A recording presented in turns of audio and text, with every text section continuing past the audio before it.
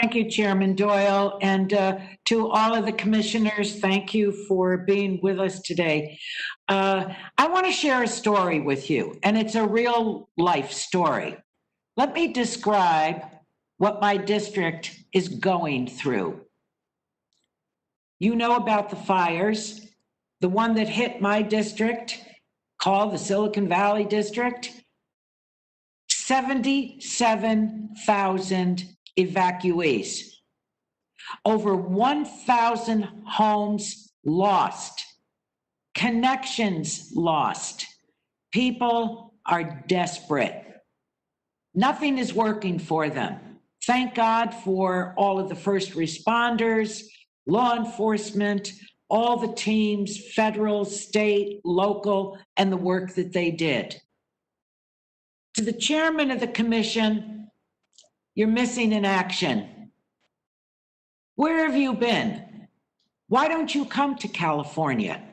Why don't you meet with people in these resource centers and meet with those that are cannot connect to anything? You have to be with people to understand what they're going through. Now, in March, well, actually, in 2009, 11 years ago, California asked the FCC to share cell tower outage data because, as you know, states are the ones that respond to the disasters, and they need to know if people can't call 911 or receive emergency alerts. In March, you reissued the rulemaking to get more information rather than acting. The FCC has had a decade of comments from every single stakeholder. So, you know, in all of this, it reminds me of a long ago trade agreement, the GATT, G-A-T-T. This is what I'm hearing is like a gentleman's agreement to talk and talk. You haven't taken action. This information could save lives. So, Commissioner Rosenworcel, are there any technical, legal, or really any reasons that the FCC can't start sharing outage information with states, knowing the critical importance of this?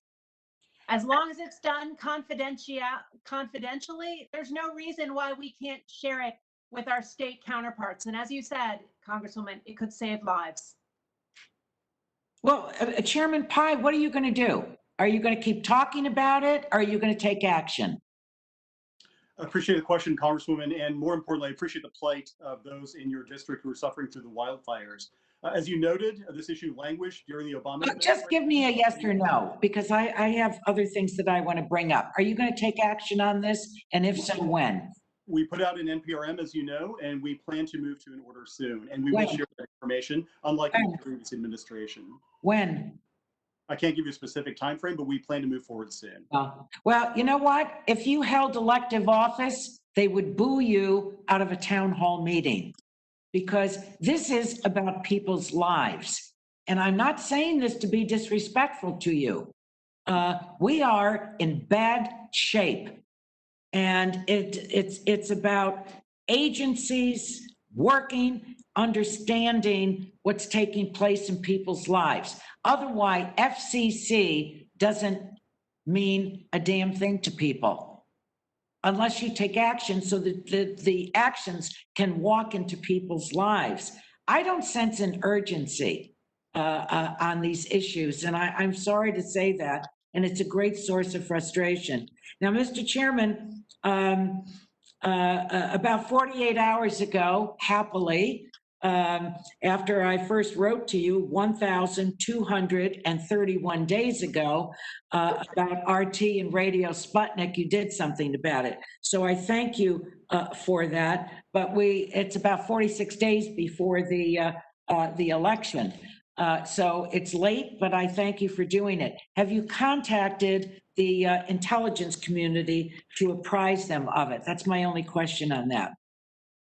I'll check with the team. I know that we have been working with federal Well, it's very important that they do. This is a check with the team. You need to get on the phone with the intelligence community and inform them of this decision.